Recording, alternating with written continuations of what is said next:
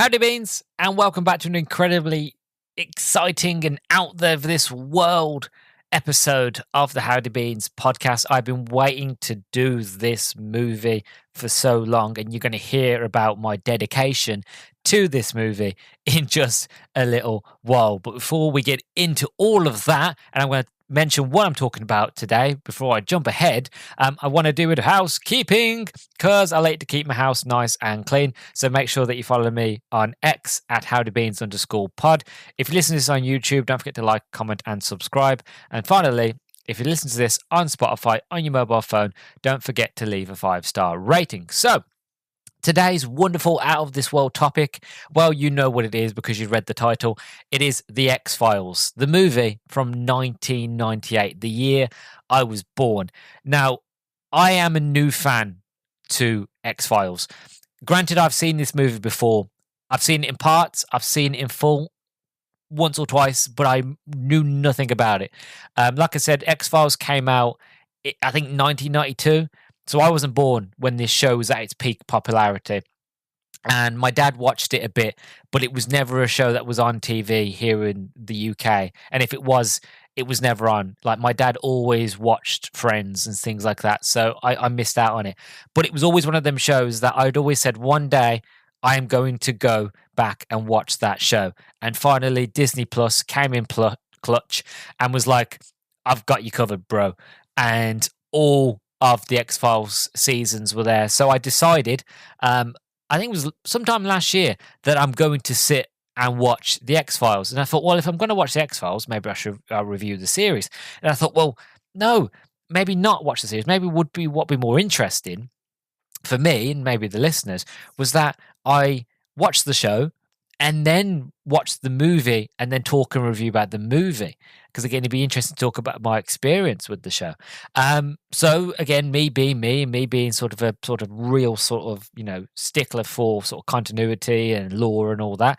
I was like, okay, so whereabouts does the X-Files movie come into the show? Me thinking, oh, maybe it's like 2 seasons in, that sort of thing. Like, this show was really popular.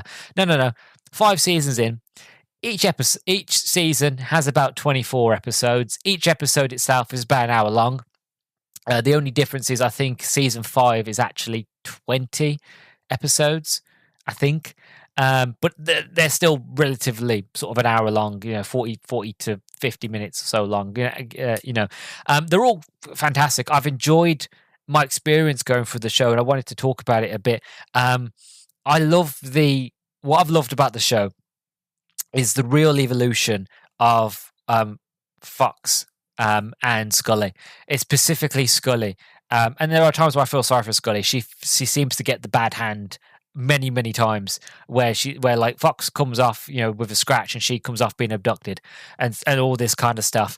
And again, I don't want to get into spoilers just in case people haven't watched the show. But I love the idea that Scully was brought in to basically debunk Mulder, to basically go, look, this guy is a quack, he's mad, the X-Files are meaningless. She was brought in to basically debunk him. But as the show goes on and as the seasons go, and she gets irresistible sort of proof that she can't sit there and go, yeah, Mulder's off his head. Like, no, she sees it and she experiences it firsthand herself. That you get that evolution of the character, be like, look, Fox, I believe you. I believe you. But then you get the interesting part where, again, I'm not going to get into any of the spoilers. I'm not going to do that to anybody who hasn't watched the show. But if you've watched the show, you know that it's funny. Scully gets to the point where she becomes the believer, even though that she's religious and she still has her faith. She becomes a believer in the X-Files and stuff like that. Whereas as the twists and the turns and the story goes on, Fox becomes less of a believer and more of a skeptic in a way, and for good reason. And again, I can't get into the reason because that will spoil it. But I, at this point, am a diehard fan of X-Files. It is brilliant. And I watched up to season 5. I finished the last episode of season 5, and that's it. Wipe my hands of it. I'm going to go watch the movie. I will be back to watch X-Files. I've got another show that I have to watch after this, after I've done this movie review. So it's going to be a while since I come back to X-Files. But I love it. I do. I am a huge fan. And then I remember I listened to the Doom Generation ladies. They talked about X-Files. And I remember listening to that, and that got me really excited. So I want to thank those ladies for really giving me the push, the kick in the bum to pursue and to watch this show, because it's absolutely brilliant. And so many great characters, like the Cancer Man as well. Like you just don't know who to trust, who to believe.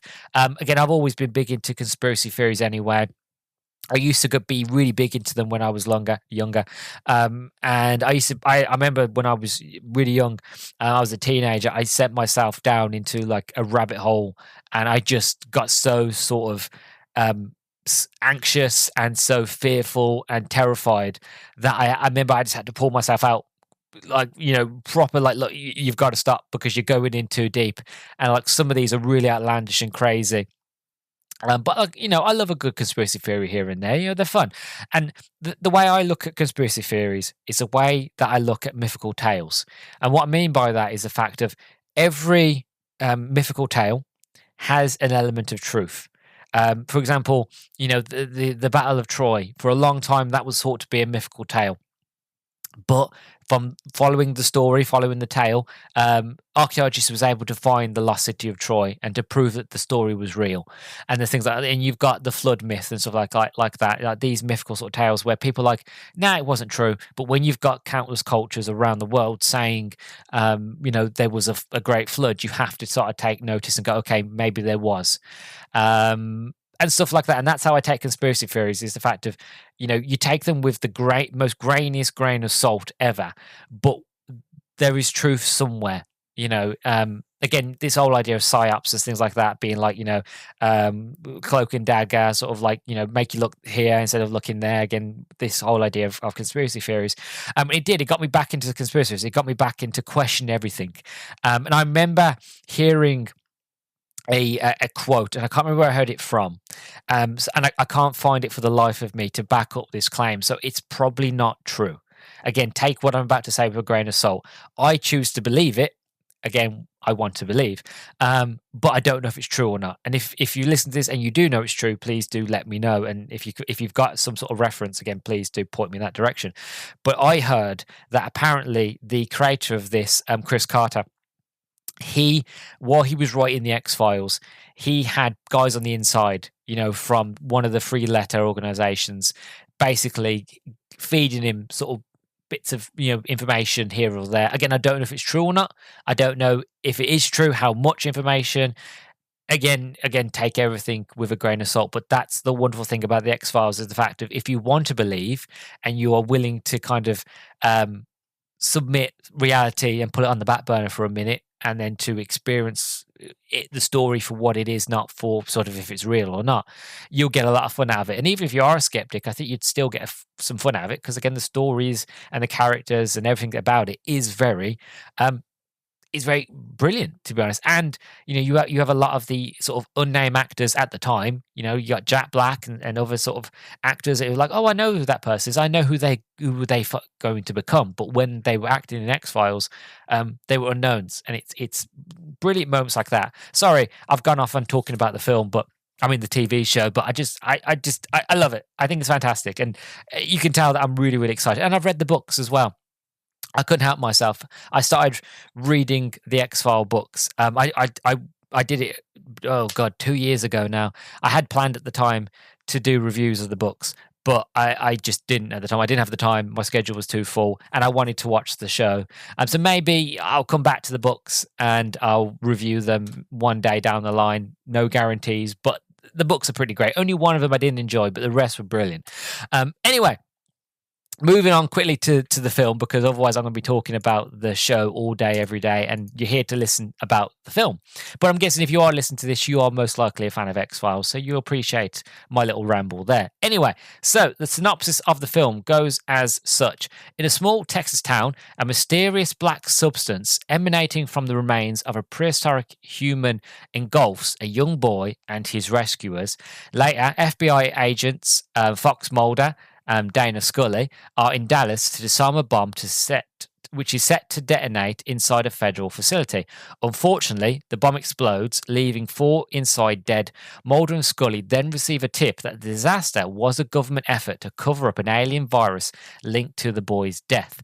Now, another reason why I wanted to watch the show and was not only to understand the characters, was because that this movie ties directly into the main overarching story that has been told through all 5 seasons, and that this film links into that and kind of, I don't know if I'm not sure, because again I haven't. I'll talk about it in a minute, but I haven't properly seen this film, especially without context, so I can't say if it does or not. And again, I would need to watch season 6, which I will do after this film.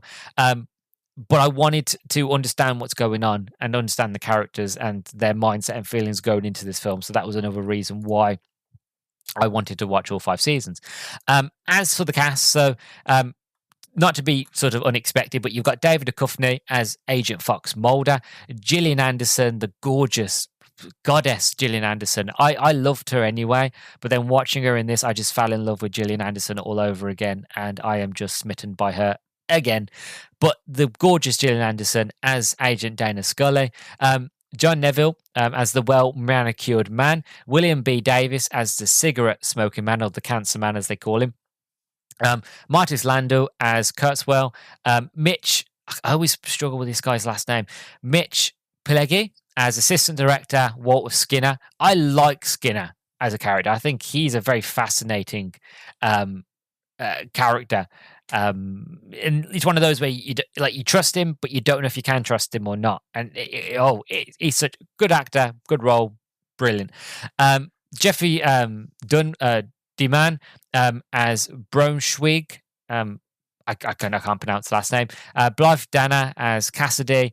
Terry O'Quinn as Richard, possibly. I don't know. These names are really testing my dyslexia. Lucas Black as Stevie, and Army Mulash Dal as Strughold.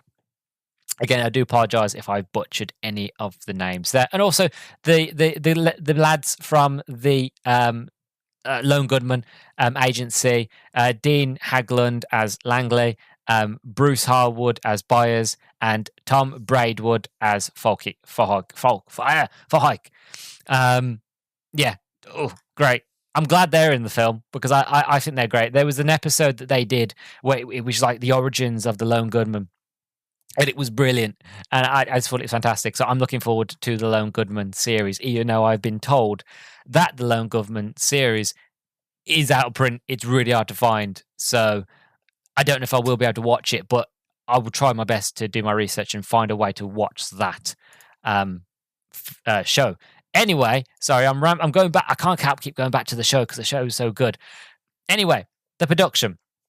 So the conception and pre-production stage. So after 5 successful seasons, Chris Carter wanted to tell the story of the series on a wider scale, which ultimately meant creating a feature film.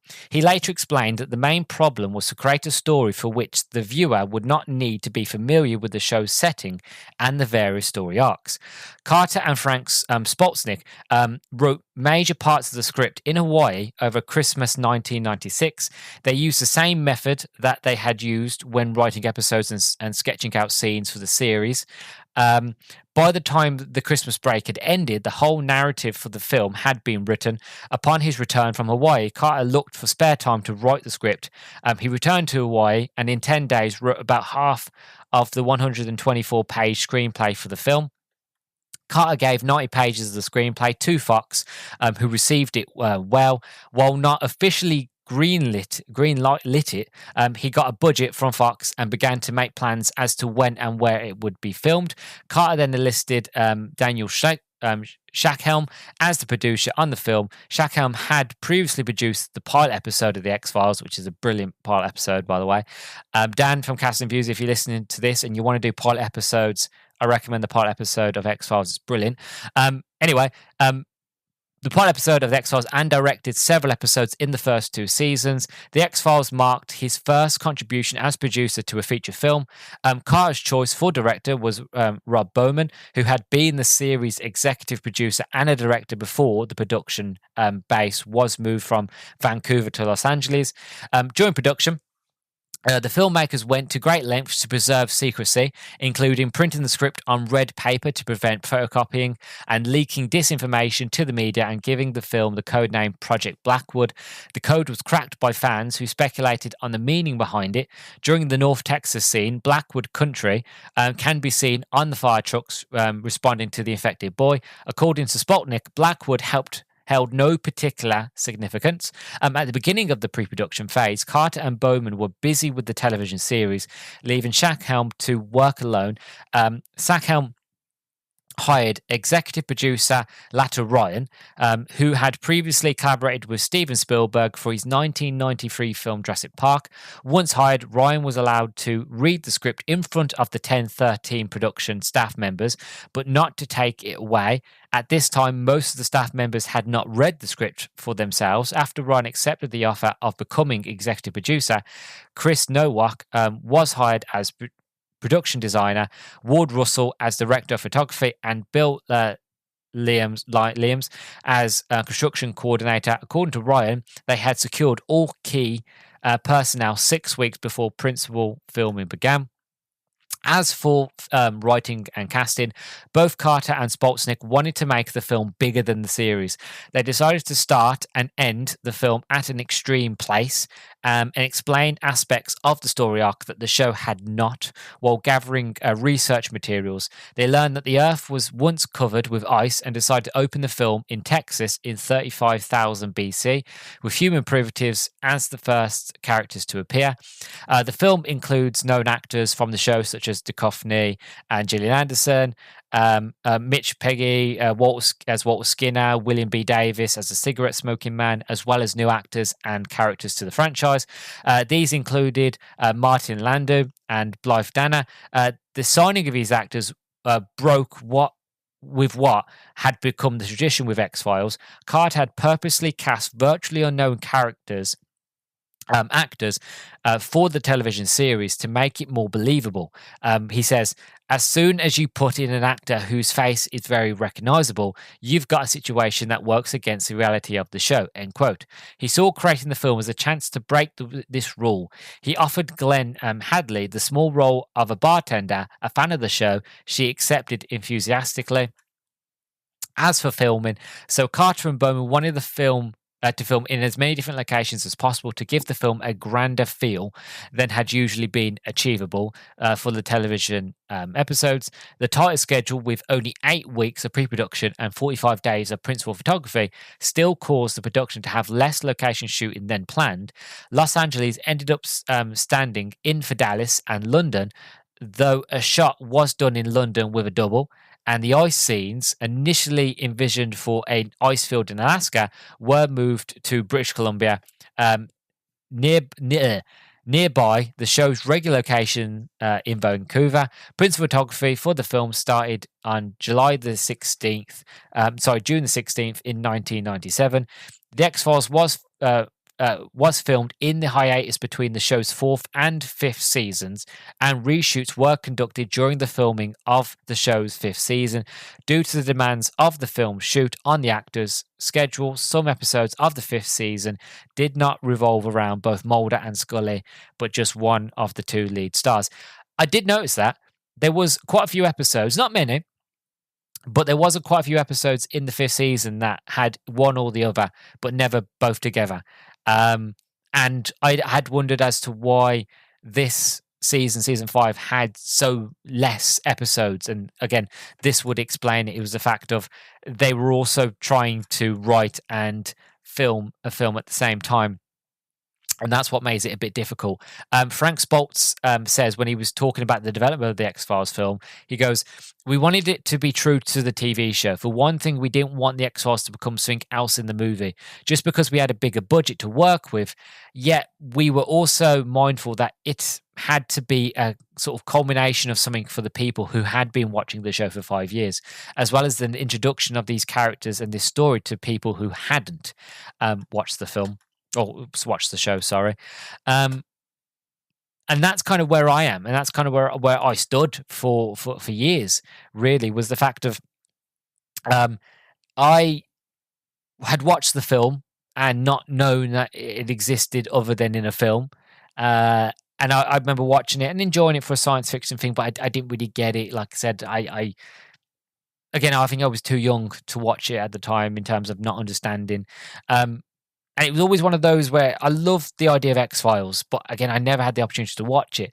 So coming up to now, where I've now up to date and I've watched up to season 5, I'm excited to go into the film to not only see how it continues the sort of overarching story, and maybe it concludes it, or it kind of opens it up, or kind of um, leaves it open for more of an arc and a story.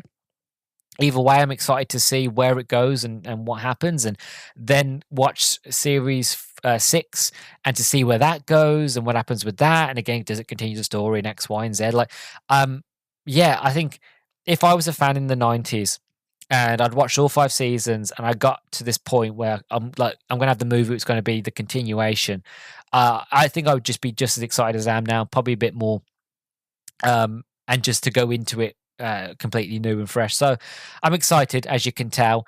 This I've just had a look. This introduction is about 21 minutes long, so I've got to start wrapping it up here. So I'm going to go and watch this movie. Fingers crossed, it is everything I hope it can be, and I'm really hoping that after sort of this wonderful sort of interlude music, I don't come back with a huge sigh and be like, that wasn't what I thought it was going to be. Fingers crossed that doesn't happen. I am hoping that it is everything that I was hoping for and more. But we'll see. We will see. So I'll see you all in a minute. Bookie, bookie, boo.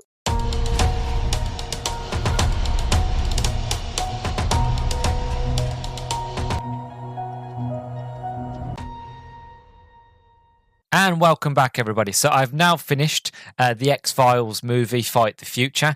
And honestly, this is everything that I wanted and more. Like, if you think about it, if you watch this back in the 90s, from like 92 all the way up to like when, I think it was 97, when season 5 ended, you had 5 years of groundwork. You had this huge overarching story with, you know, this elusive group of men, and then you've got the Cancer Man, and you've got Mulder's dad's involved, and you've got all the stuff that happened with Scully and about like the implant and her getting cancer and her being infertile. Again, I do apologize. I'm dropping major spoilers if you haven't watched the show.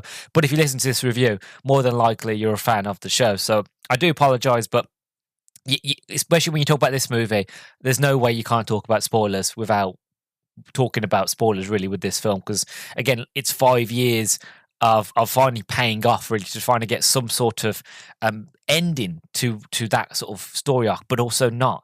But I'll get to that in a minute. But it does everything that I want it to be. It really sort of answers a lot of questions. It leaves a lot of questions open, and it gets me, to be honest, excited to see what season 6 brings.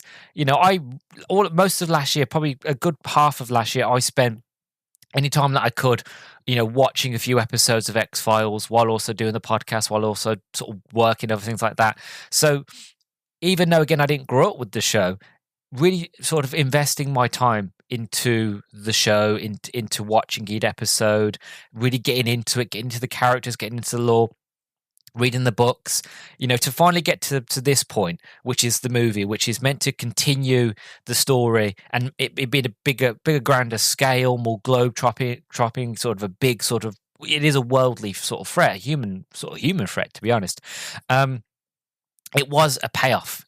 You really do get, in my opinion anyway, you get the payoff that you were looking for. And like I said, it leaves questions open. But again, there's more seasons, so I don't mind. Like if X-Files was to end here, I'd be a little bit annoyed with the fact of, look, I got all my answers, but you still left a lot more answers sort of open, and I would have liked sort of a continuation of that. So that has me excited. Whatever season 6, 7, 8, 9, 10, 11, you know, all that jazz, and all the other sort of spin-off shows, like the Lone Gunman and that, what they have in store for me. So I am excited for what is to come. But yeah, first impressions, I thought it was fantastic. I thought it was brilliant. And yeah, it was about 2 hours long, but those 2 hours just flew by. Like I said, each episode's about an hour long anyway, about 40 minutes to an hour thereabouts. So it's not like I wasn't used to that long form sort of structure anyway. It's not like nowadays with TV shows, where a lot of TV shows are like 25 to 30 minutes. You know, back in the day, it used to be like every episode was like episodic, really. It was an hour long, and I miss those days when they felt like short films. And I was used to that, and that was fine with. So I quite like that. As for the sort of story, so again, like I said, I'm going to get into spoilers. So again, I do apologize, but it's going to have to happen. This continues, like I said, the story over 5 years that we've had about this whole idea that you've got this sort of elusive group of cabal, best word to use, of men that are keeping this idea, this concept secret of alien life.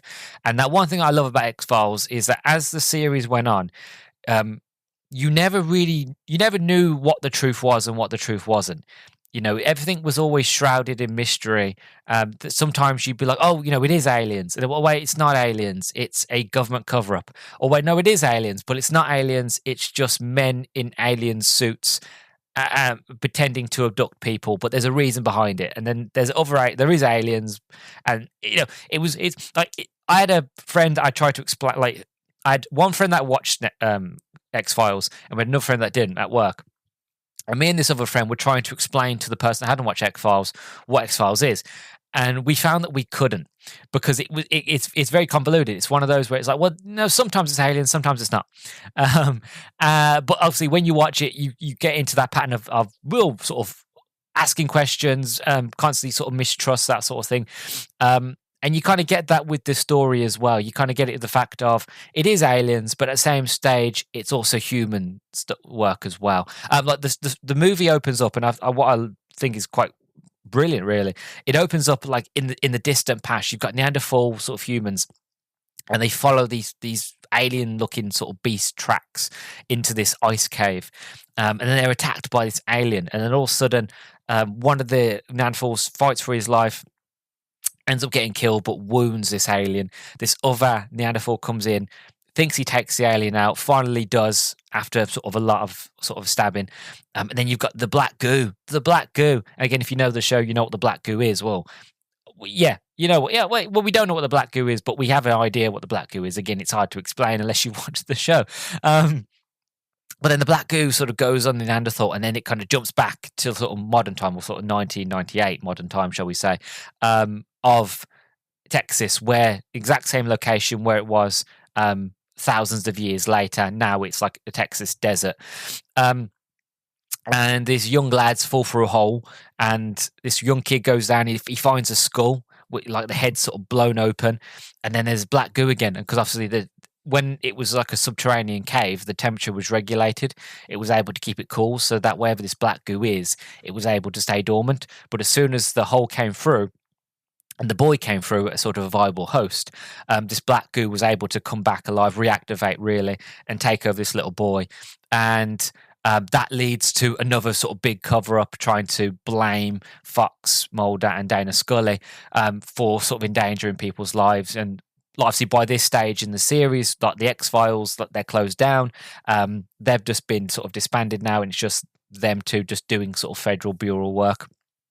And obviously, Fox being Fox, he's like, look, there's more to this than meets the eye. Like, we had a bomb in a federal building, but somehow you had two firefighters and a young lad, but we cleared the building, there was nobody there. And obviously, that leads into the sort of overarching story of the Fox being like, there's something fishy about what's going on here. And that leads Fox and Dana to go and figure out what happened, and that leads more into the black goo, into the cabal, and you get your answers, to be honest. And that's kind of what I wanted. I didn't want every single answer, obviously, but I wanted enough to kind of feel like, yes, that 5 years of waiting, that 5 years of dedication was worth it. And you do, and you find out that these little green men, these aliens, whatever you want to call them, came to this planet, millennia ago, centuries and centuries ago. And the original sort of life form on this planet was this black goo, was this sort of virus substance, really.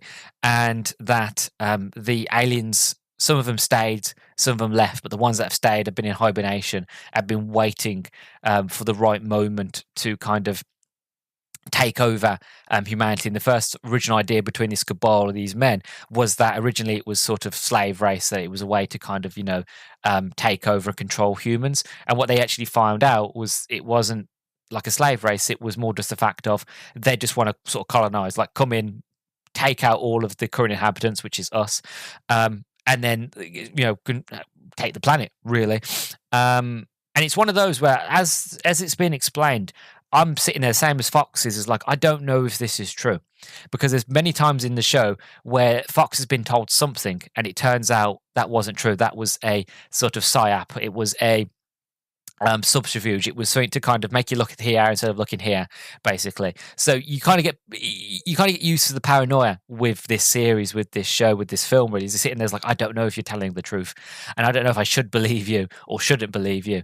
To me, that's brilliant, because that's kind of the point. Because when you're working with conspiracy theories, when you're working with the idea of covert ops and secrets and aliens and all this kind of stuff, you should never feel relaxed. You should always feel on your toes. You should always feel some bit of paranoia that any moment, somebody's behind you. And there are many moments where I'm sitting there going, I don't know to believe you. I don't know if it's real or it's not. And as the story goes on and you learn more about what's going on, and then Mulder finds himself in basically, I don't know if it was the Arctic or he finds somewhere snowy. I can't remember. I was paying attention, but I wasn't paying attention to like the tiny little sort of like location graphs that you get in movies where it's like, oh, deep in the heart of Texas or whatever. I didn't pay attention to that. So I think it was the Arctic. Either way, Mulder finds himself there. I'm skipping through the story quite a bit. There's a lot in this story, but I'm skipping parts. Finds himself there and falls down into sort of this ice cave, and finds himself into basically a mothership, into a giant UFO, where there are humans there that have got been put into like cryo sort of chambers that have got the goo going through them, and then you've got other aliens there as well that are waiting to be woken up, waiting to I don't know, colonize, take over, whatever, really. But the set design, the production was great. And what I love about it as well is like, what you wanted and what I wanted from this movie was I wanted it to be globe-trotting. Because at the end of the day, whenever you talk about aliens, it's always America. And I get it. Let's be honest with ourselves. Let's be frank. The United States is one of the biggest superpowers in the world currently, right?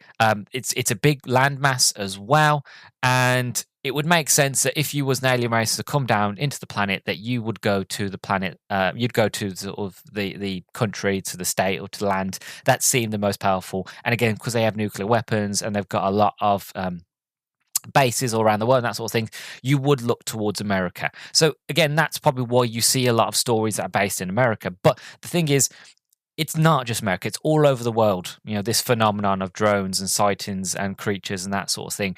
So for them to go to places like Tunisia, for them to go to places like London, to go to, again, America, to go to the Arctic and stuff like that, it makes it feel a lot more sort of, it's not just America, it's a global thing, because it is, because this idea of this virus, that if it gets into the human population, it will kill humans. And like how they were talking about this idea of, and again, going into conspiracy theories, but it goes to the idea of like, the different sort of things like Ebola and AIDS, like, and all these other sort of viruses, that they were all sort of man-made, and that they were ways of trying to find cures for this black goo, and that, that there were tests and stuff like that. Like, again, I'm not getting into it, but like, it was all part of the conspiracy theory of X-Files and stuff like that.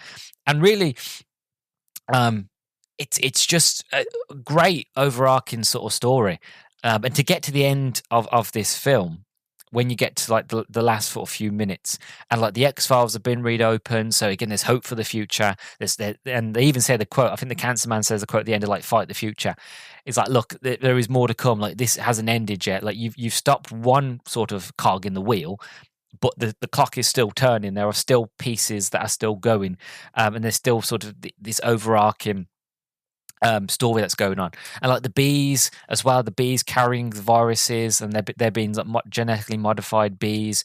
And again, that brings back to, I think, season 4. I think it was an episode in season 4 where these kids that are like clone alien sort of clones, and they had these special bees that were carrying viruses and things like that, were killing people. Again, it's a link to there. So it's one of those of like, if you've dedicated yourself to watching the show over the 5 years of like, from 92 to 97, and if you'd really got into it and you'd been paying attention, you get a lot of payoff here. There's Easter eggs is probably the best word to use. There's a lot of payoff. There's like, oh, I remember that from that episode. I remember them from them episode. I remember, this is all ties in from this and this and this and this and this. So there's a lot of enjoyment that you can get out of this movie, more so if you are a sort of fan of the show. As for if you are a fan, if you're not a fan of the show, but you've just went into this movie blind, I still think you would enjoy it as a science fiction, sort of espionage, conspiracy theory sort of film. But I feel like that you'd have more questions than answers because you haven't had the time to be introduced slowly, sort of drip feed, kind of like Mulder and Scully have been through these sort of past 5 years. You haven't had the time to be drip fed slowly bits of information of like what's really going on. You know, you've got all sort of the sort of psyops and the subdivision, but if you actually sift through all of the crap, you can actually find a bit of truth and gold.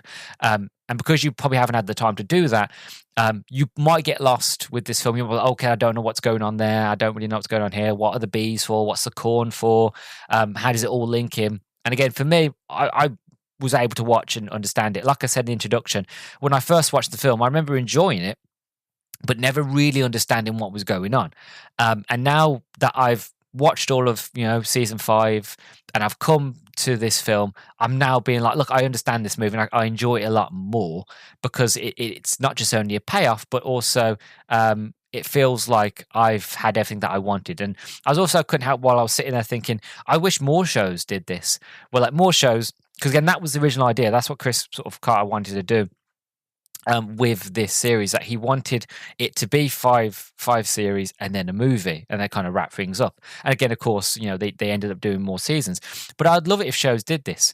Whereas, like, if a show did really, really well, instead of sort of dragging it on for like 2 to 3 more seasons, just be like, look, we'll end it with the final series, and then to get the true, the true ending would be like, look, we'll do a film, and like I know they said it with the TV show Community. I think it was 7 seasons and a movie.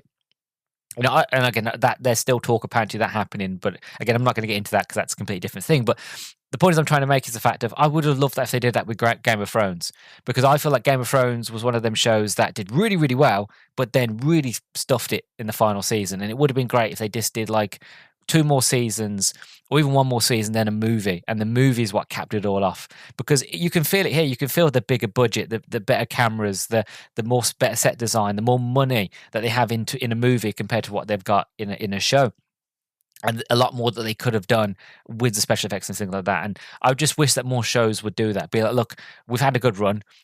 Let's end it with a movie. Like Mandalorian's doing that. I think there were like 3 seasons of Mandalorian, and like to cap off the Mando story with Grogu, they're doing a film, which I think comes out potentially next year. But I like the idea of that, because it's that thing of if a show's good, instead of taking years and years and years to kind of get to some sort of ending conclusion, how fun and nice and cool the idea of let's for the people that were dedicated, for the people that watch the show, for so many amount of years, let's give them something to real look forward to. So we did our seasons, and then we're going to end it with a movie. Again, movie good, bad, doesn't really matter. The point is to kind of give people who have been dedicated themselves to the show a little something, a little sort of like, here you go. Thank you for watching. Thank you for being, fans. Thank you for supporting it. This is for you, And I love that. So again, like I said, I know they did more seasons after this, but I had that thought in my head and I kind of wanted to let it out. As for sort of my overall thoughts, again, overly positive. I really, really liked it. I really enjoyed it. I do recommend it. If you're a fan of X-Files, then by all means, they're on Disney Plus. Watch them on there. If you haven't watched them again, please do check them out. And if you haven't seen this movie, again, I would recommend catching up with the X-Files show up to season 5, then watching the film. Again, you don't have to. I'm sure if you go on YouTube, there's somebody who's probably broken down what you need to know before you go into the film, instead of going through all of it. Because again, each episode, not every episode links to this overarching sort of story. There are some episodes that like deal with like a giant monster in a lake and stuff like that. So you get different cases each episode. So some things tie in, some things don't.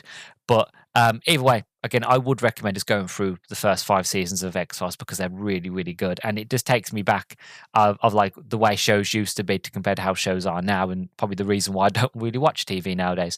But yeah, I really loved it.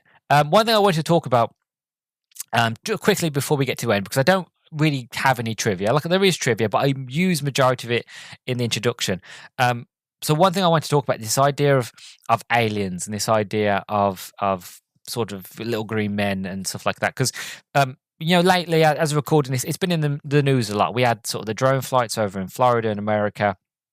And you get this whole idea of this of Congress has finally sort of announced that there is things going around in the airspace that is not human. There's been hearings saying that the United States does have alien sort of they call it they don't call it alien, they call it a non-terrestrial sort of technology, non-human biologics, basically alien bodies. They basically admit they had alien bodies and alien technology from crashed ships and retrievals and things like that. Again, is that true? Is that a subterfuge? Is that a side trying to make you look here so there? I don't know, but it was admitted in Congress. So as of 2024 and 2025, now recording this, it has been admitted that aliens do exist, and that proof of it and the technology, it belongs to the US. And it's kind of interesting because, again, I don't really go down the conspiracy theory rabbit holes much anymore.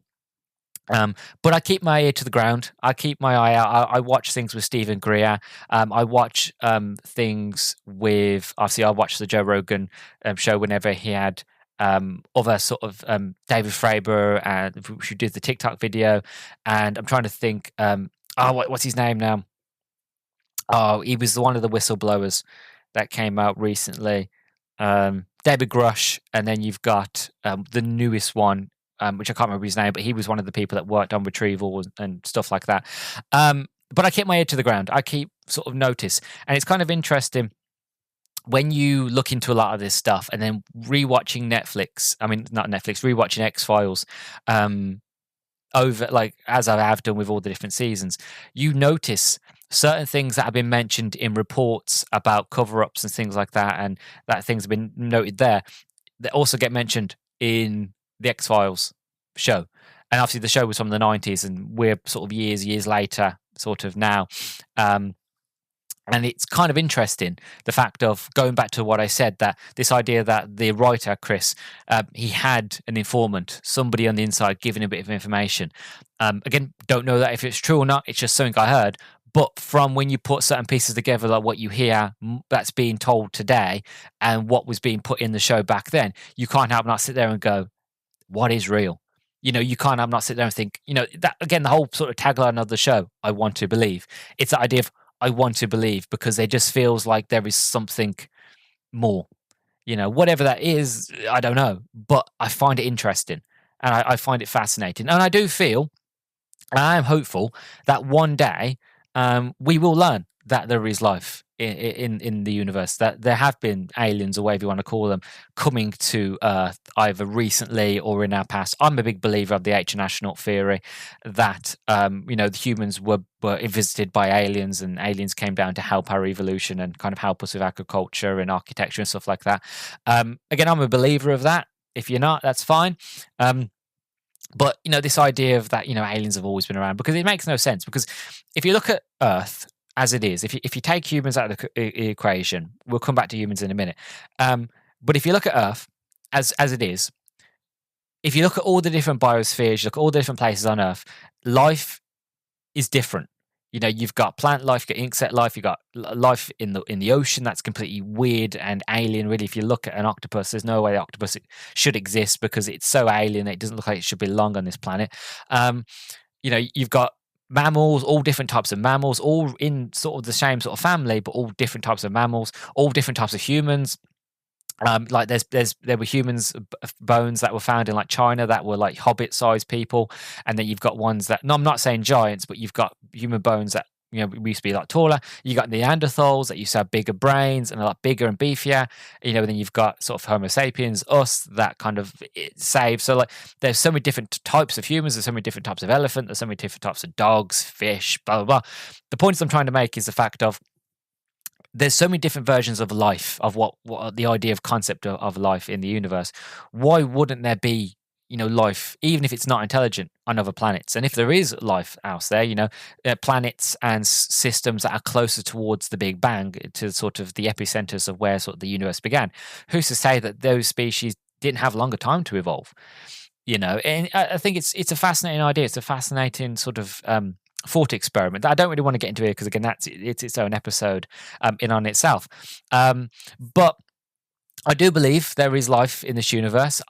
Have they contacted us? Have they been here? I don't know. There is evidence to say they have. But I'm of sort of the mind of like, look, we're not alone, and that if we have alien technology and we have alien bodies, that eventually, it will be known. I want to believe that eventually it will come out. That you can't keep a secret forever, and that eventually, with all the whistleblowers and all the people that's coming out, being like, look, there's stuff going on, then okay. One thing I don't want is the tech. I want the technology, but just gotta be careful because again, with that technology, what it could be so advanced, you just gotta be careful of where it goes and what happens to it. Me personally, I'm more interested in who are these species. What's their culture like? Where do they come from? Why do they want to come here? What are they doing here? How long have they been here? Do they have religion? Do they have TV? Do they have that's basically my interest really is the culture. But either way, this whole idea of aliens and conspiracy theories, I live for it. And even though I'm not as big into it as I used to be when I was a lot younger, I still read books about it, and I still keep my nose to the ground. And yeah, who knows? In 2025, this might be the year. 2026 might be the year. Or we might never get answers. Either way, one thing you can't stop is that if you want to believe, then no one can take that belief away from you. And yeah, so I thought this movie was fantastic. Thank you for listening to my little sort of aliens or conspiracy rant at the end there. But I just think X-Files is brilliant. And I'm excited to see whatever comes with season 6. Like I said, the way this movie ends, it kind of leaves it open the fact of it isn't over yet. That there is more to come with this mystery, with this black goo, with these alien hybrids, and what could potentially happen next, if anything. So got my fingers crossed. I'm excited. I don't know when I'm going to get around to season 6, if I'm being honest, because now that I've reviewed the movie, I'm going to take a break from X-Files for a while and watch another show, which I won't say it here because, again, it's got nothing to do with this review. But if you've been keeping up with me posting on Twitter, on X, I've mentioned it a couple of times. I think I actually mentioned it in the wrap-up my yearly wrap-up I did for 2024. But yeah, I've got another show to watch. I've got to watch season 1 of that. Got to read some books to kind of give you a few more hints. And then once they're done, then I'm going to move on back on to X-Files. But it's going to be a while before I come back to it, but I'm excited. I have my fingers crossed and I can't wait. So thank you very much for listening to my review of X-Files, the movie, Fight the Future. Whatever the future may come with this series, I'm excited for. And whatever comes more, and if you want to see more of X-Files from me, then please do let me know down in the comments, either on YouTube, Spotify, Good Pods, basically wherever it allows you to drop a comment, please do down below. And yeah, so you've been listening to the Howdy Beans podcast. I have been your sort of conspiracy theory, alien hybrid bean person host, Luke, the human, or am I human? That's the question. Thank you for listening, and I will catch you all in the next one. Bye-bye.